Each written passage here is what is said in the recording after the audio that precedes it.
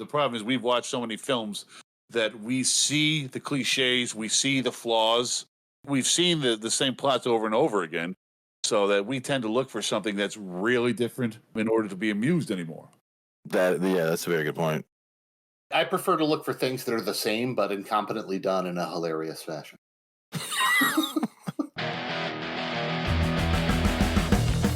We got Rob and Andrew, regular hosts, on tonight, and we also have a guest host, Mr. Rex Hurst. You may or may not know him. He is probably more famous in the broader scheme of things than any of us are. Ain't too much. Published author of the sci-fi genre. I started writing books in sort of a subgenre based on a role-playing game called Battlelords of the 23rd Century. It's my first book. Then I wrote a series of books that are horror-related. So that was the Foot Doctor Letters, which is a serial killer. My most famous book at this point would be What Hell May Come, which is based on the Satanic Panic.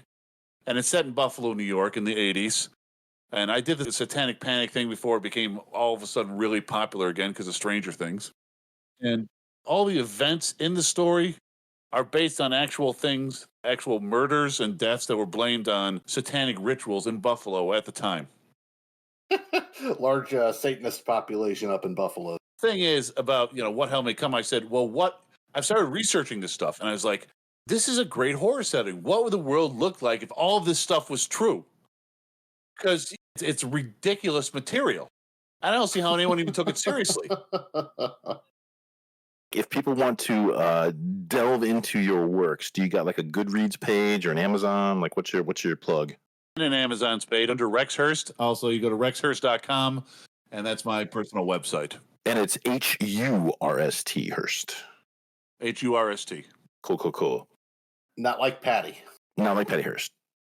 All I do is read your books. I haven't read something for myself in years. Something for myself? Is this work? I mean, his books are good. Well, they got them better at least, right? Yeah. They do, actually. That is true. Every single one is a little bit better. So I'm getting there. I'm very excited because I have got a meeting next month with a potential agent. Nice. Ooh. So I don't even have a book ready to pitch to him. Have you been self-publishing up till now? Well, no, I've been going through a lot of independent ones. The Battlelord stuff technically weren't supposed to be self-published, but Aaron said, well, we don't have anything to do with it, you can just put it out.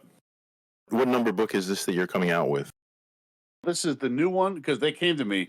They said, the Aristotle Anderson books, we like them, but they're not selling, and they're not. So they came to me and they said, we want you to do a creature feature for us. Okay. A monster book. Ooh. So I was like, okay, all right, because they like my writing, but their monster books are selling. So I was like, okay, what do you want? What kind of a monster? They go, we want something that comes from the sea, and they have to go out and they have to destroy it. Like, all right, so it's Slaughter Shark. That's the name of it. Slaughter Shark.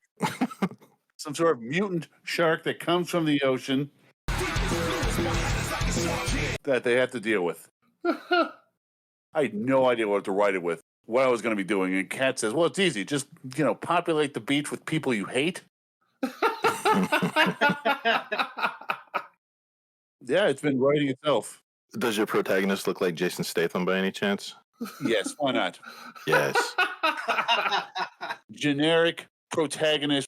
Because I wrote one book that I thought was like really deep and important and like said, important things about the nature of humanity and the existence of mankind. And everyone's like, this is the most boring piece of crap I ever read in my life. This sucks. God. I go Slaughter Shark. I'm like, oh, I'm going to read that. Would you say in your experience as being an author that it's caused you to kind of like lose a little bit of faith in humanity? I don't think he had any to begin with, but... Well, I didn't. Right. Come on. I don't think any of our generation did. I think that's a side effect of just living.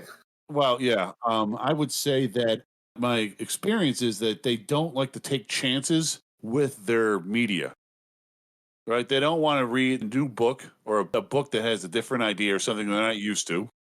They don't want to watch a different kind of film. They want to watch the same thing over and over and over again. Hence Marvel Studios. Yeah, tell me about and they get very offended by it. They get very nervous about it. And I'm like, you're just watching a movie, just watching a book. I don't know if I can handle it, man. So every time you want to do something, you have to wrap it up in a lot of stuff that's been done before and then slightly alter it. Kind of like burying the exposition. You have to bury the good stuff in this wrapping of douchery in order for people to accept it. Yes.